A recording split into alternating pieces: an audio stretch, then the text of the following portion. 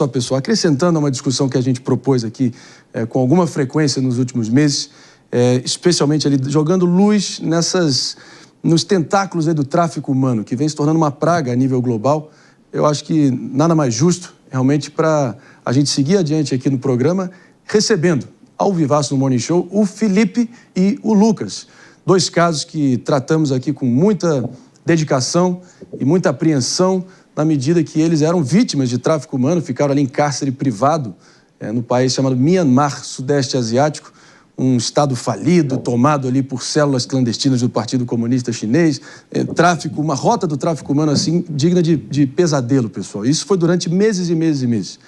A sorte, pelo menos diante desse pesadelo todo, é que eles voltaram recentemente ao Brasil e deram o tão esperado abraço nas suas famílias.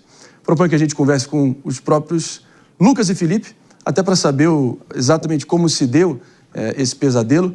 O Lucas, a gente só vai estar ouvindo ele nesse exato momento, e o Felipe temos a imagem sim aqui para bater esse papo.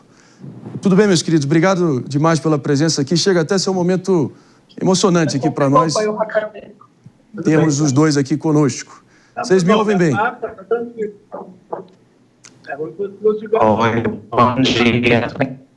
A gente vai estar trazendo aqui o Lucas já, até para ouvi-lo, mas o Felipe está me ouvindo bem? Só para conferir aqui a conexão.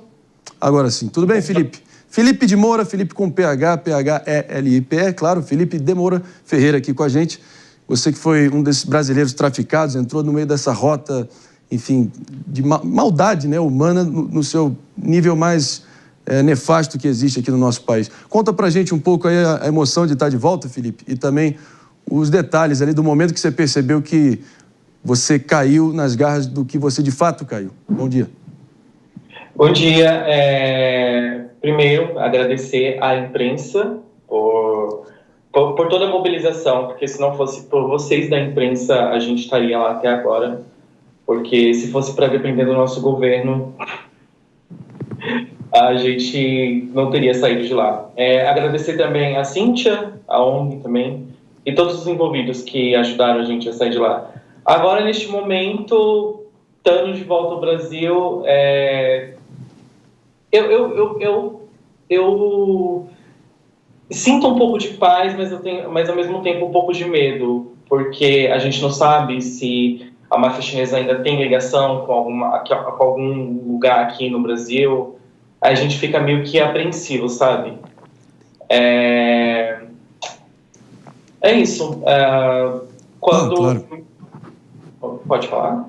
Não, fica à vontade aí para concluir, mas é natural que você tenha esse trauma e esse resquício de preocupação é nada mais natural, a gente só imagina aí pelo que você teve que passar, né? Mas fica à vontade, concluindo.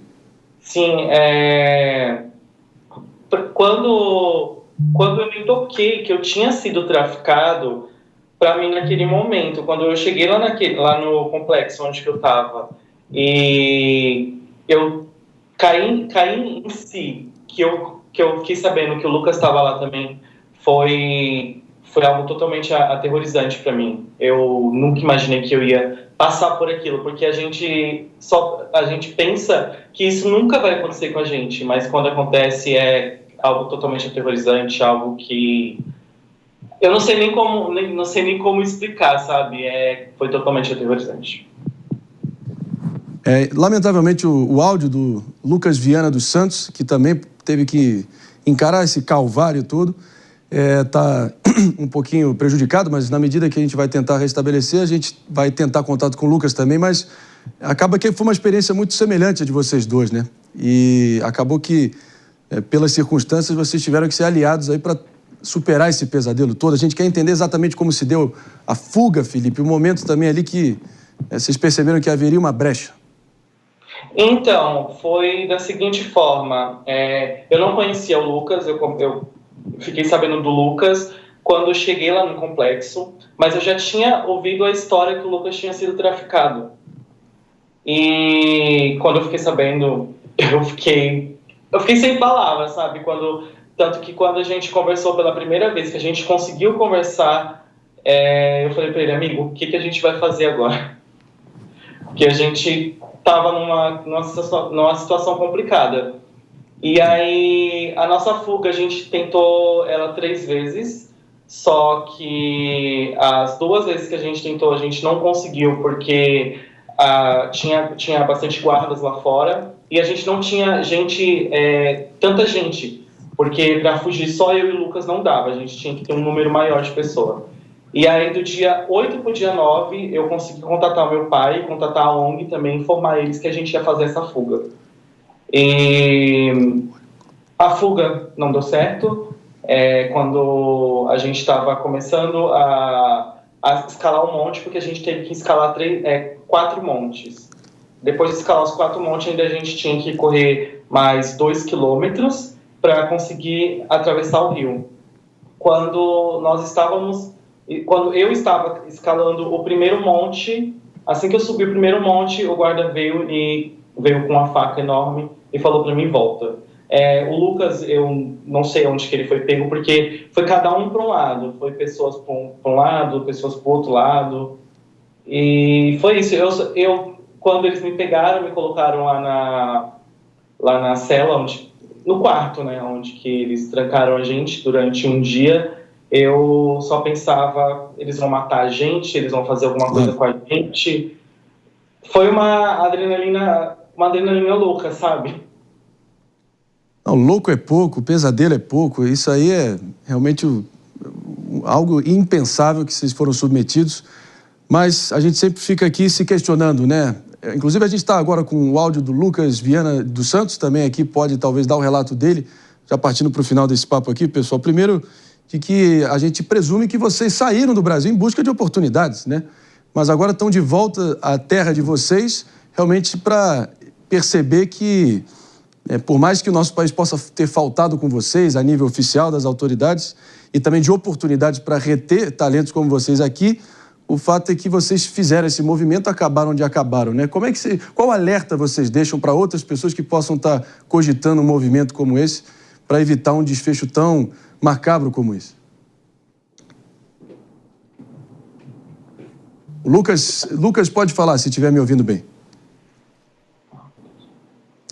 Na medida que a gente realmente não conseguiu estabelecer o contato aqui com o Lucas, eu peço então para o Felipe complementar com a resposta. Felipe, você está me ouvindo bem?